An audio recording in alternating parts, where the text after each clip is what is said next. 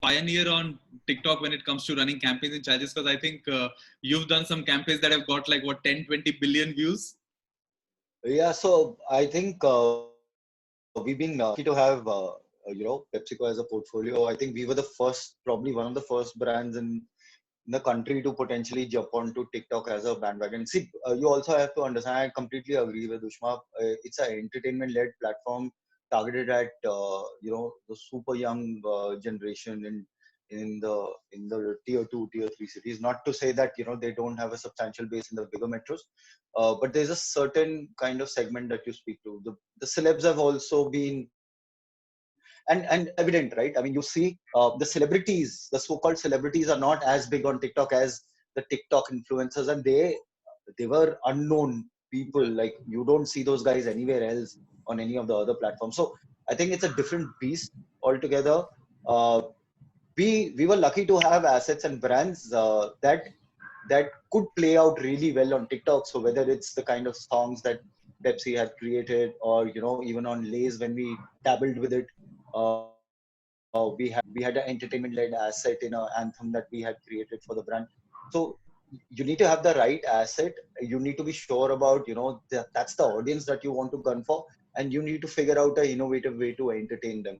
However, I think what I want to kind of bring back the focus on is the fact that in the earlier slides we were talking about how why would brands be spending more or not. To be honest, I think influencers is what it used to be 3-4 years ago, where brands are still flirting with it, and only because it's a bit of a herd mentality, and I don't want to hurt any sentiments here, but I think uh, because everybody else is doing it, we should also try it. But I think what we really need to start thinking of is, it's currently a want. How do you make it a need? And I think those are the kind of questions that brands will sooner than later start asking. Currently, the only parameters that you're judging influencers for is, iska engagement acha hai, how many views will you be able to deliver? But what is the outcome that it's finally delivering for the brand is what brands will start asking very, very soon. And I think that's the kind of conversation that one needs to move towards if we want to talk about, how this particular sub industry within the content ecosystem is going to grow. So is it time for a model where influencers get paid for basis the kind of business that they're generating for the brand? Is potentially a model that you might start hearing about very soon. It happens on digital media, right? I mean, it's lead generation. Brands might start looking at it like that, or if not that, then is it really driving preference for my brand? Is it really driving brand love? Is it driving awareness? So what is the brand outcome? Right now what we are talking about is a media outcome as far as this industry is concerned, but what are really the brand outcomes? The sooner and proactively we start creating those answers before the brands start asking you for it, I think the better off we'll all be. Do you think right now has the industry slightly evolved from, let's say, from 2, 3 years back when a permanent roommates had come in, and now you see endless amount of web series coming up with brands? Do you think there's been slight change where people have started asking those questions on ROI? So on content, for sure, I think a lot of our brands started asking this question to us on branded content 3-4 years ago, and we did end up developing a model where we started doing either BLS or separate research, third-party researches, which could show the difference between if you have done this content, what is the effect of this on your brand scores and brand parameters and intent to purchase, vis-a-vis another set of people who are not exposed to the content, and what was the difference in the brand score. So I think we have moved away to that model. We in fact we are highly advocate each and every brand whenever we get into any form of storytelling to allocate minimal funds to get the study doing, so that they are also very sure about what is it actually delivering for the brand. But Yeah. I think it's a bit of a far cry right now, because I don't think nobody's really asking those questions when it comes to influencers right now. It's People are really happy with X million likes and Y million views, and that's where the industry is at right now. But I think it's sooner than later. The other thing is, I don't say that it's true for most of a lot of the brands, but another bunch of the brands, a lot of this is a very very intuitive exercise. I feel that I should get this particular influencer on board. So Yeah.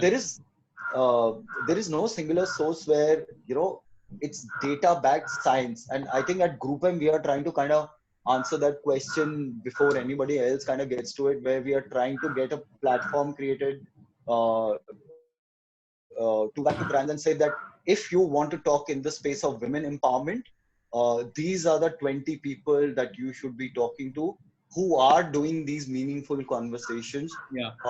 And there might be within that also, if there is somebody who has 1 million followers and the other has 500K, you should probably go for the 500K, because it will drive more meaningful and more rich conversations. So I think we are trying to create that science, and we are trying to in fact even go to the extent defining media outcomes and guaranteeing it, which I don't think the industry is kind of geared up to do right now. So Yeah. I Yeah. think two things which will be critical going forward will be, uh, what's the data and what's the logic behind creating influencer ecosystem. Are there any guaranteed outcomes that the brand is definitely getting, and what is hence the brand outcome? So if these three things can come together, then I think it will become a need vis-a-vis what it is right now, what I want in my hand. So it's a good to do right now. It's not a must do. Pressure comes on your marketing budgets. I think influencer marketing will probably be the first one to go out of a plan. But I think if you need to secure that, you need to show what is it actually delivering for the brand. And I think that's the need of the hour right Got it. And we'll hold on to the data side of it, which we'll discuss more. But on the now. same point which Rohit mentioned, Mansi, what would your thoughts be there? Because we've read a lot about influencers in the West trying to do something like this, where they've done campaigns where they've taken a commission on the sales that they're able to drive. But do you think, have you met brands here who have been asking those kind of questions, or they're at least smart enough in those conversations where they are asking you that what kind of demographics do you have, what is that right audience you're getting engaging with, and stuff like that? Nishant, in my experience, it varies from brand to brand also. There are some brands that have an understanding of this entire model, and they will come with a lot of questions. And they will also ask what to expect when you put that content out. And there are some brands who just want to right now, make their presence felt. They just want people to be aware that they are there, they are in the market. This is the value that they are bringing to the table, and they don't expect anything else. They understand that the content is also going to grow organically. More people will see them, and more people will be aware of them. So it really varies. I think the more understanding that they get, the more questions you get, and hence you work accordingly on outcomes. And Ushma, on the same point, who do you think should take the onus of doing this research? Should the creator be more aware in terms of who their audience is and what kind of brands should they work with? Or is it the brand's responsibility to do that research in the first hand? So I think it works both the ways. I think the brand needs to be very cautious in terms of who they want to work with, right? Rather than one, if I know that my objective is simply brand awareness, go to someone who will give me that far better reach, right? So say somebody who has 1 million followers, and if I want to create a hub where I at least want to reach 30% of that audience because I simply want them to know my brand, then I would prefer to go with someone like that. But if my intention is to do something else, like if I want to educate someone, say for example, if I want to educate someone of how to cook or how to make a recipe using one of our products, then my whole intention will be to go to someone who has one, a more authentic following, second, who's an expert in that format day in and day out. Second, the audience pool is not built overnight and is seeing that trust and authenticity in the person who's actually making that recipe out of nothing. Like look at the homegrown home chefs, right? You have Kavita's Kitchen, you have Madhura, you have Kanak Kapoor. So these people have grown over a point of time building expertise in an X program, right? So say for example, cooking. Similarly, look at Byju's. They have created this platform where they have started with education to be on an e-learning platform, right? So the way you choose your medium, the way you choose your influencer has to be thought through. And like Rohit said, it's very, very true that there has to be some process aligned to this madness, because you're not doing it just because someone else is doing it. Yeah, it is a need. Since generations, we've always been talking about word of mouth advertising to be most authentic type of advertising, right? Influencer marketing is nothing. It's just people powered brand where there is someone who's speaking about your brand who feels that your brand is more authentic, and hence someone would want to try and test your product. Influencer marketing falls in the same bracket, but yes, you need to ask the right question in terms of what is it going to give my mind. And if it is just awareness and not leading back to the whole circle of adding some sales numbers, then was that influencer marketing really successful for me? I don't know. Has it built preference? That's something that you can still test under certain parameters. But even if it is built preference, I know I'm a step ahead from just creating awareness. So I think, yes, we have to add a particular objective and a method to this madness to get things right. And the onus is on both the sides. More on the brand, because at the end of the day, the brand knows how they want to drive to the consumer and what is it that they want to see.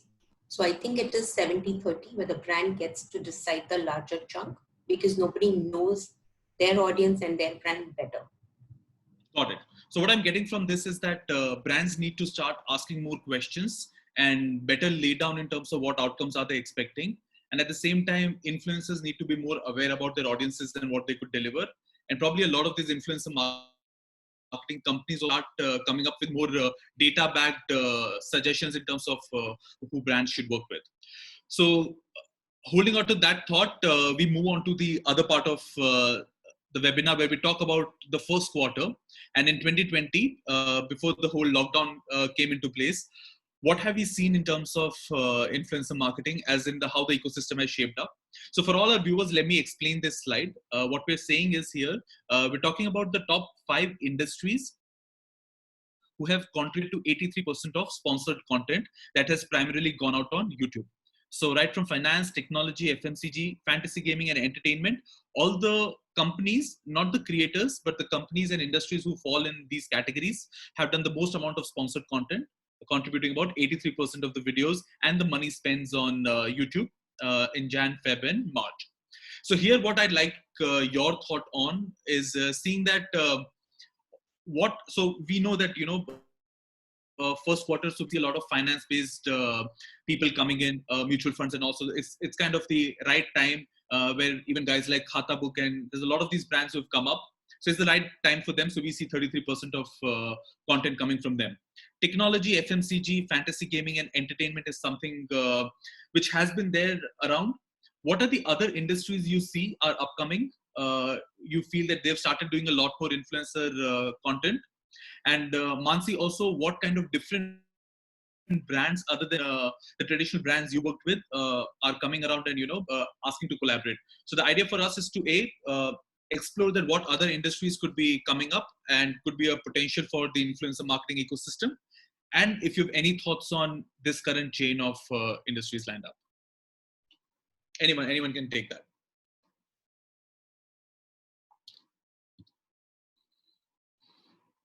Rohit, would you like to take that? Yeah, so the Q1 the Q1 slide that you're currently focusing on is also a factor of two things. One is obviously YouTube as a platform. I've not seen too many brands, with a concerted YouTube strategy, because honestly, YouTube is more of a video consumption and creator-led platform rather than brands creating a lot of content. So unlike YouTube, what I mean to say is you have platforms where brands proactively create a whole lot of content which is owned and not just influencer led.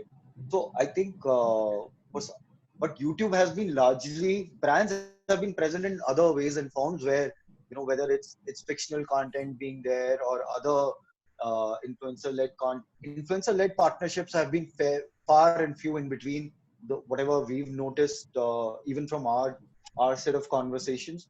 But I think brands have been present on YouTube in ways and forms, whether it's through sponsorships or integrated in existing fictional content or other content that's been available on Definitely. YouTube And do by you see creators. this trend across all these industries of new age brands coming up?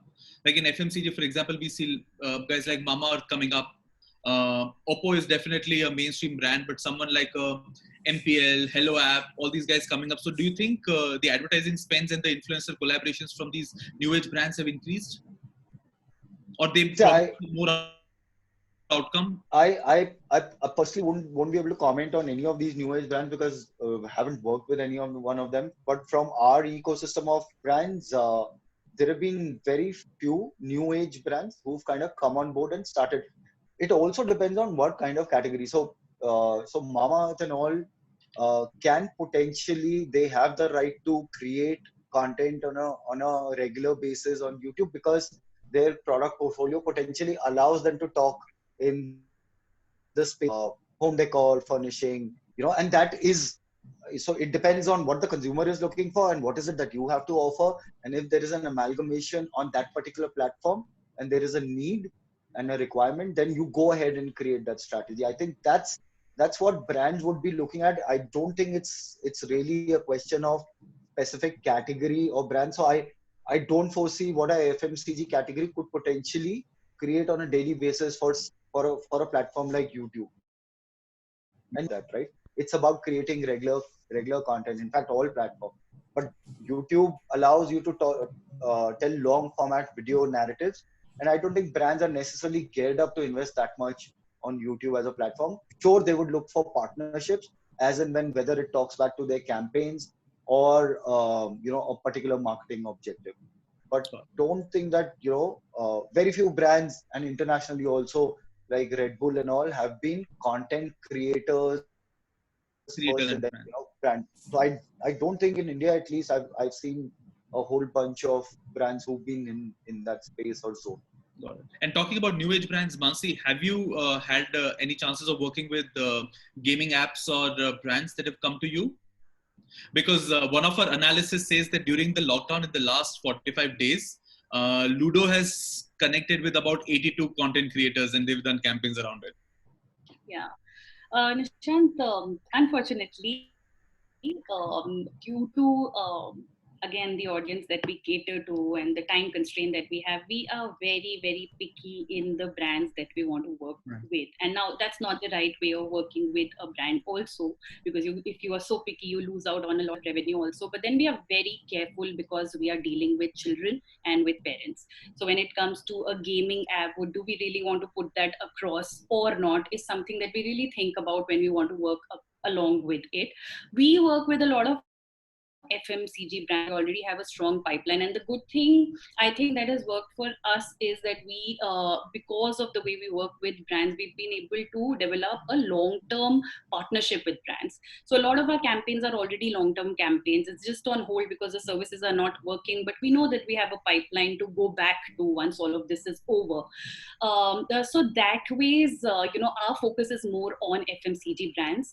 Gaming will happen when my son starts to play also. I will come back and talk about those apps also. But right now, since I don't have experience, I don't have the time to do it myself, we tend to not market it. And can you tell us more about the demography of the audiences you have, right? Because your channel is towards parents, but how's it divided between male and female? Because the other day we were talking to an e-commerce website who purely catered to moms, but they said that in their chatbots, they get a lot of questions coming in from dads or maybe parents. So that way, what's the demographic breakup for your channel? So normally it's like a 70% you have moms and a 30% dads. And to increase that ratio, what I tend to do is I tend to get my husband to come and do a lot of talking in the videos, because I think parenting is really about a holistic perspective. It is the perspective of both a mother and a father. And that's how we are increasing that percentage on our channel from a demographic standpoint. But yeah, a lot of men are coming to a channel. A lot of dads ask us a lot of things and they want to help moms. So they will come, they will send emails and want to know that what is the product that I can buy. I'm sitting on Amazon and wanting to buy something. And this will just relax my wife of a couple of her duties. So we have a lot of that interaction also. It's, I think that calls for a good amount of research that a lot of brands can do it on your 1.3 million audiences as to what products to push when. But being on that point, Ushma, this slide currently we talk about the overall 2019 as to which categories have brands done influencer marketing campaigns. So the number one comes comedy. So majority of brands all across different categories have collaborated with comedy creators, followed by gaming, which was not there in 2018, but in 19 seen a steep rise. Then we've got entertainment, we've got business and finance, and so on and so forth. Do you agree with this? And if you see Q1 for 2020, business and finance has primarily just gone up because we've seen a lot of tutorials coming into play during this time. But other than that, do you agree with the general pulse of how this ecosystem is shaping up? Do you also do this? So I do see a trend in the way the ecosystem is shaping up. However, I am not completely convinced with the data that I am viewing right now. Right? For Q1 2020, I would still agree because nobody was expecting this lockdown, and due to the year ending, there could be a lot of business and finance who would have seen a surge in the kind of content that they were pushing, right? Because for them, that was a need of an hour. However, comedy is something that's been consistent overall, and whether it be 2020, with the trend of stand-up comedians coming up in a big way, and people wanting to view that content more, because I see an overlap between comedy and entertainment to an extent. However, entertainment is seeing a considerable drop, right, compared to what it used to be. Now, there could be multiple reasons for that, but yes, gaming has come up. So we as a brand have also experimented a bit with gaming and entertainment in the genre to test whether, you know, the audience who's at consuming that content at that point would be interested into something which is a little different, but trying to speak the language that you want to watch at that point of time. However, gaming didn't work, but entertainment does work.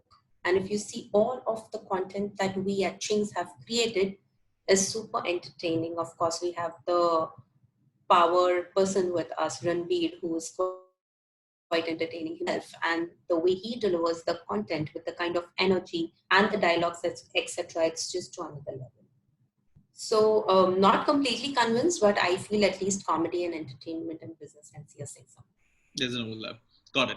And this is what we've seen in terms of specific brands and what categories they've created content in and collaborated with.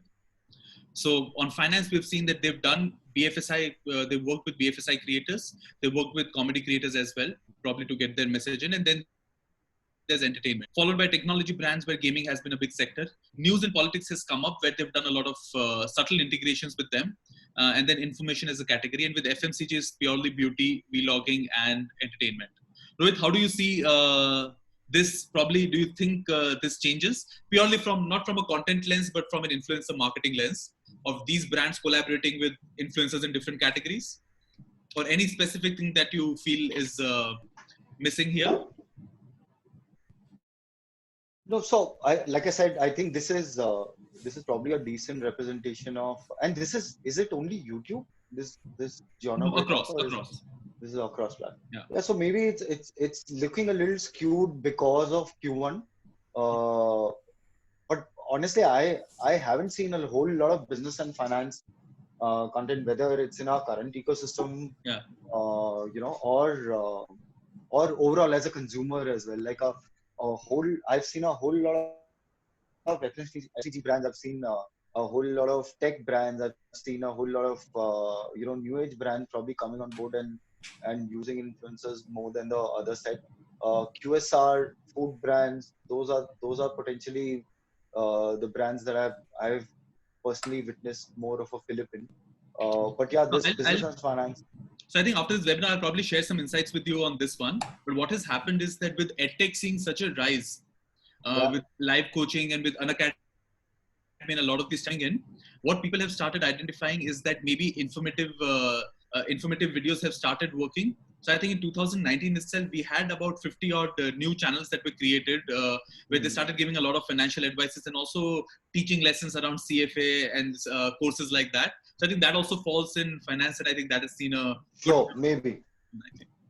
Yeah, maybe because the bunch of brands that we potentially are working with and doing a whole lot of work with, I think the subsequent genres are more that we end up playing in, or they are very very specific to certain cause. Like for Volvo, we've been focused on safety and women as a category. So women empowerment and environment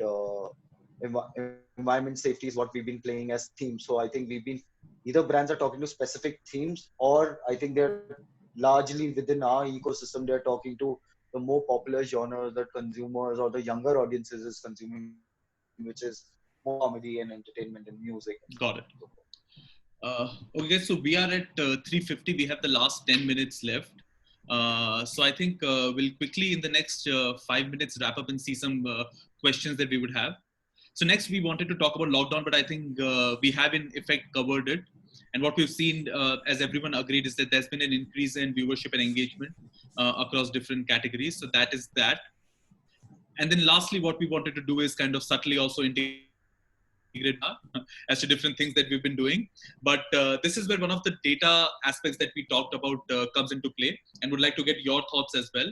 So at Vidooly, what we've been trying to do is look at different matrices and create cohorts, and then go to brands saying that, this is what makes sense to us, right from checking past performances of campaigns which creators have done, competitive studies with competitors, their audiences, creating a complete consumer journey of what kind of content is a certain audience of other than that influencer as well. So we've been trying to focus on all these things, and two things that have come out very much is that with brands who are working with a lot of Instagram influencers and they do campaign at scale, they are slightly hesitant to work with the same influencer again.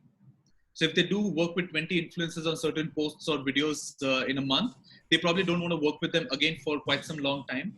So I'd like to ask you, what are your thoughts on why that happens? Is it because they feel that they've exhausted, already reached to their audiences and they want to reach out to the new one? Or they should probably do more long-term engagements considering the nature of the platform? Ushma, you can take this one. What do you think that happens? So there could be two ways to look at this question, right? One is if I have a long-term strategy with influencers, the way you tie up is you would not want one influencer to consistently do the same kind of content for you for some time, because then it looks very much forced and it seems to be unauthentic and who someone is paid for, right? And hence you don't want to build that kind of aura around, and hence the idea of not working with the same influencer again for some time and then repeating the influencer, right? That brings a little authenticity to the content.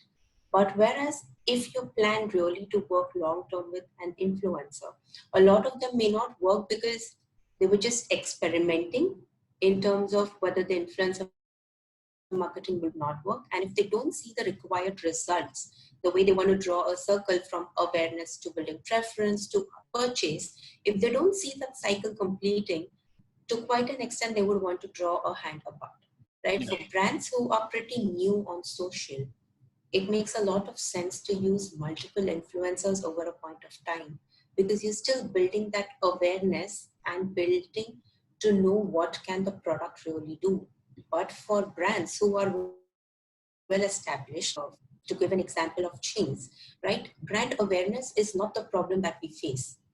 It is the usage of the product as a problem that we face, because these are packed goods and you may not really know how do you consume a product or what more can you make out of the product, right? The way we would use influencers would be very different vis-a-vis someone would use an influencer for awareness perspective. And hence working with the same influencer again within a span of 2 months is either not advisable. Yeah. And what do you, Mansi, how have you seen same brands coming back to you in a short duration of time?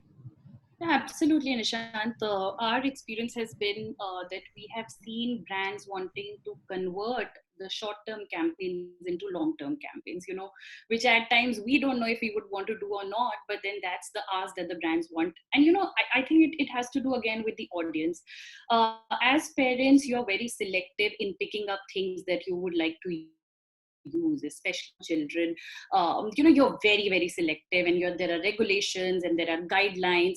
So once you start relating to an influencer or a person who's out there using it themselves, you see them using it for the first time, you think they just bought it. Second time, you see they're using it. Third time, oh, they got used to it. Fourth time, you want to buy it. I'm just saying from a cycle perspective, it makes them believe all the more.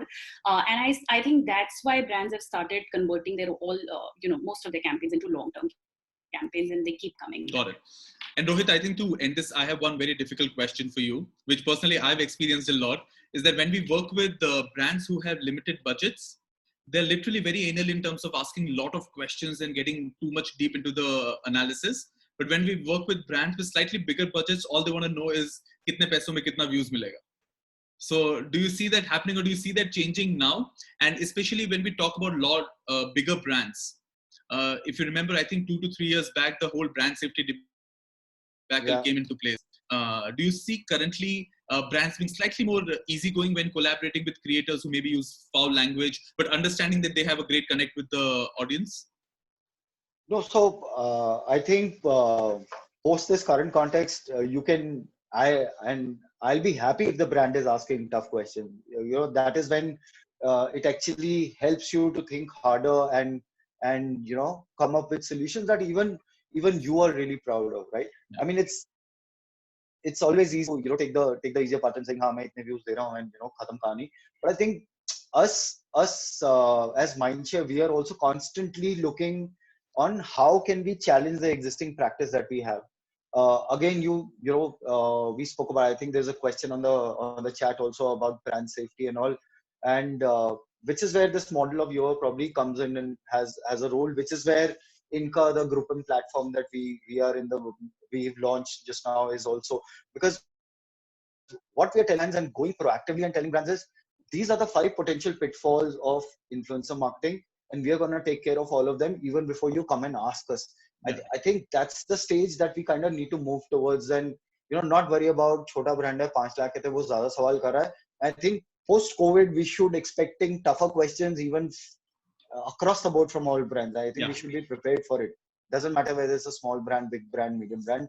Whatever money they're spending, we are the custodians of going, telling them, this is the reason why you should be spending this money here, and these are the 3 reasons why it will deliver brand outcomes / media outcomes. And here is, I'm putting my neck out and telling you that these are the 3 reasons why it's going to work for you. So I think the sooner we move towards that conversation proactively, rather than waiting for brands to ask those difficult questions, the better all of us will be as an ecosystem. Sounds good. Thank you so much. I think we'll just take some questions. Do we have a live question there on the chat? Let me just have a look at it.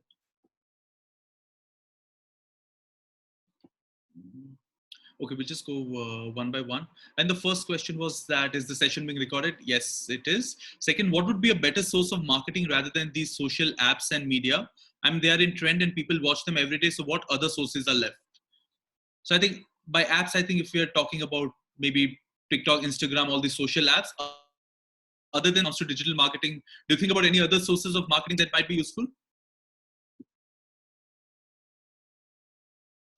Is this in context of social media platforms or digital marketing? I think social media platforms. Shetyash, if you're still there, you can probably ask another questions and get it. Next, we'll move on to Minakshi's question, which says, why micro and nano influencers work?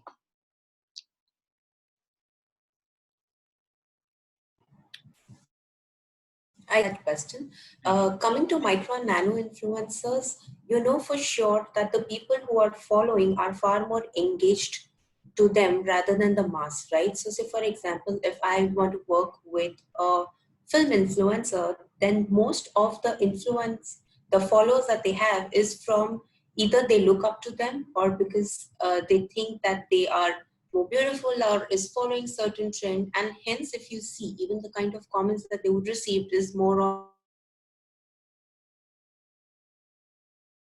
But if you look at the nano and micro influencers, they have a larger following and have a more meaningful engagement with the audience. So say for example, if somebody is doing a small video on how to make masks, right? There will be question stitch on the sides, whether you want to have 4 folds, and hence the kind of engagement becomes more meaningful, which adds quite something to a brand who's wanting to build a preference. Got it. Thank you, Ushma. The next question we have is, what do you think about using influencer creatives as the base creative asset for performance and paid campaigns? This way linking the activity back to the full funnel and marketing objectives.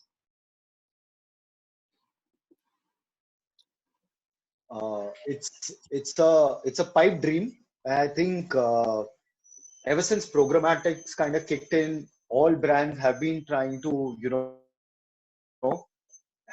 figure out an efficient way to create assets which can talk back to different audience sets that programmatic is helping the brand reach out to. Um, but I don't think there is an easy answer for this where people, it's a pipe dream, it's an ideal case scenario where you can create multiple creative assets for multiple audiences that you are reaching out to, but there needs to be an efficient way to be able to create that.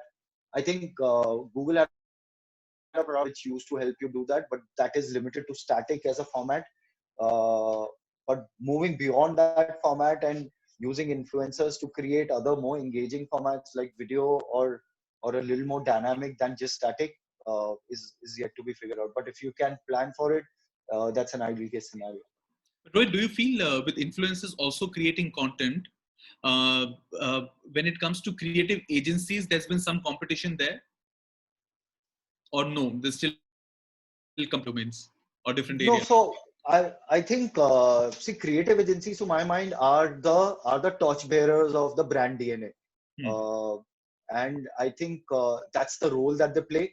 The way we work very closely with creative agencies, even though we are leading the charge on getting content created through influencers, is uh, we take there's a brand DNA and there's a guidelines that we very strictly follow, especially when it comes to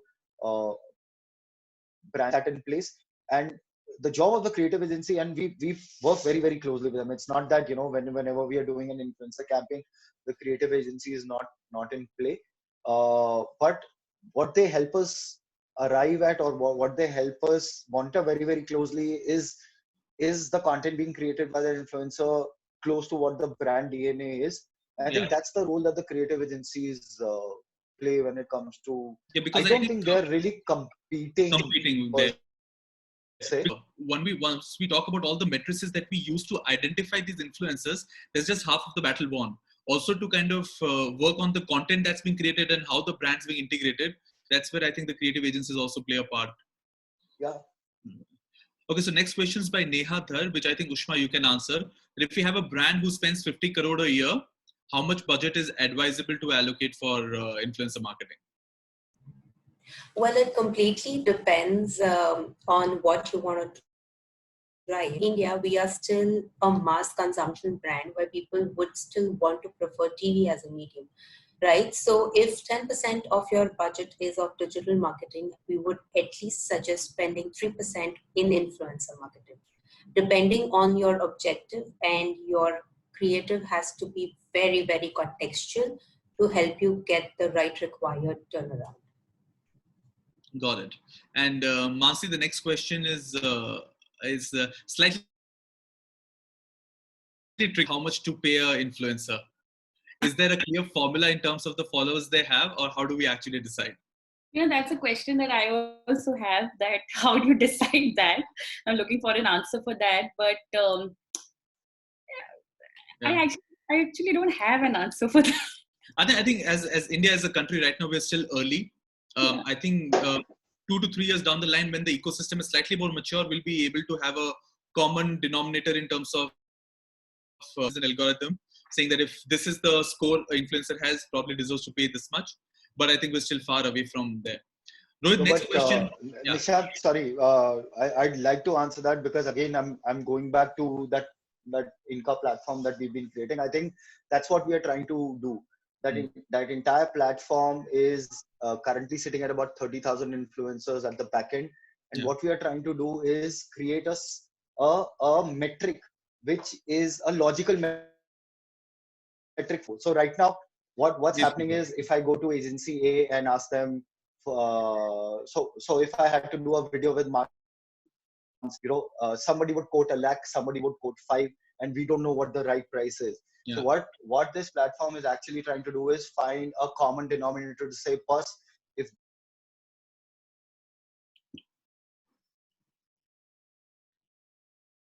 this is the minimum media outcome that's on the table, and hence this is the kind of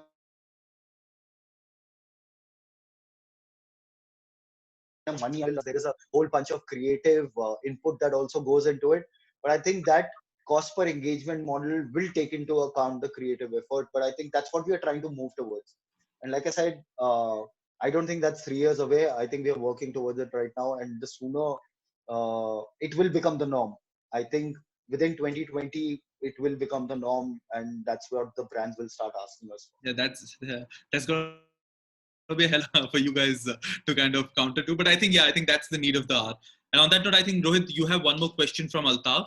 How do you decipher whether an influencer with 500K is better than the one with 1 million? Any certain parameters Like I, that you help like I said, in? like Ushma is also mentioning, I think it depends on your objective. So typically, what we've seen in the past is brands are largely looking at influencers as a campaign driver. मेरा campaign आ रहा है. Here is my video, my brand philosophy.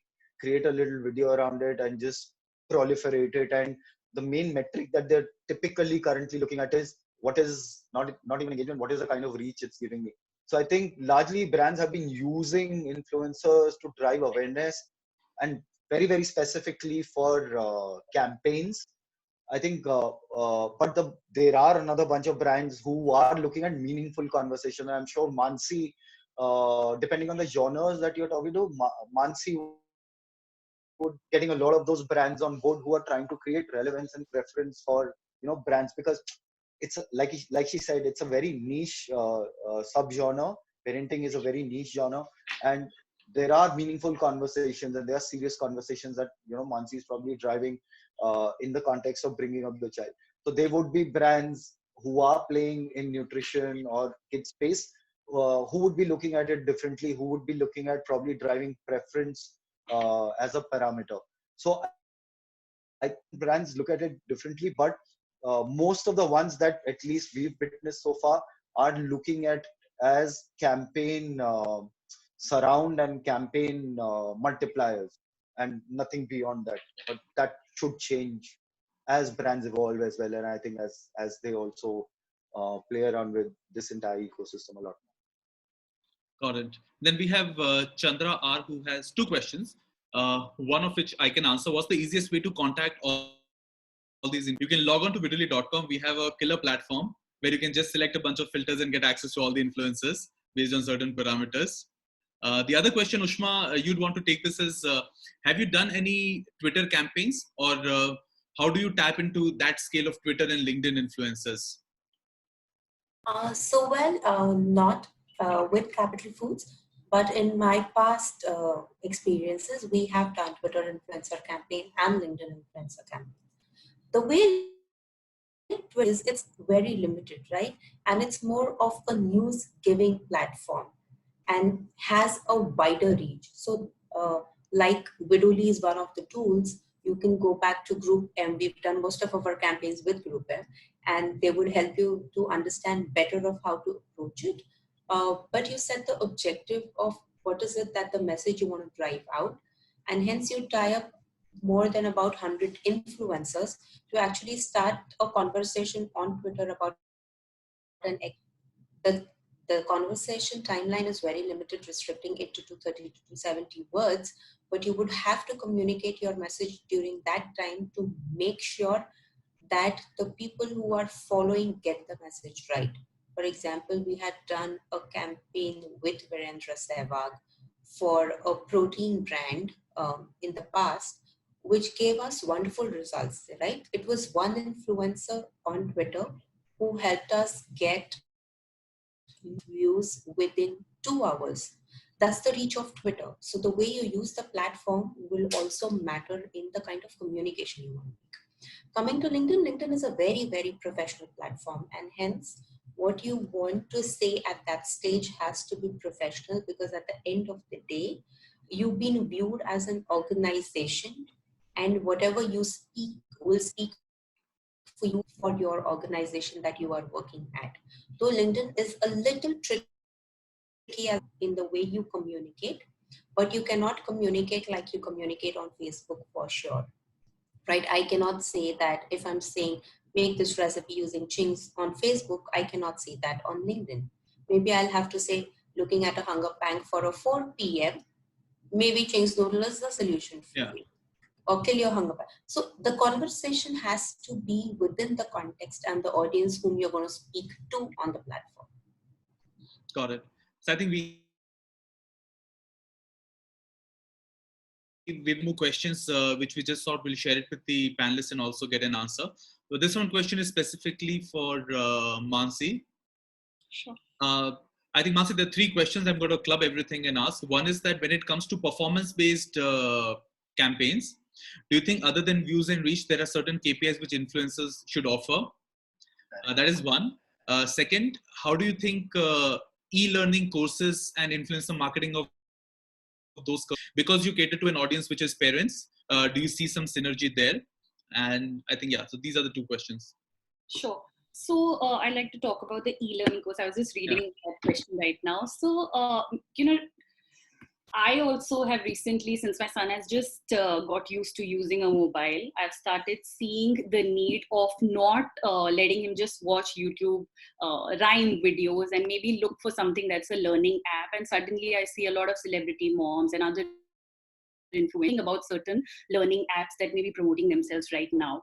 So I think if it is relevant, if there are e-learning courses out there, this is the digital era. Everything is online. You definitely need to come out and promote it, but then will it again bring value to your audience is something that you need to know.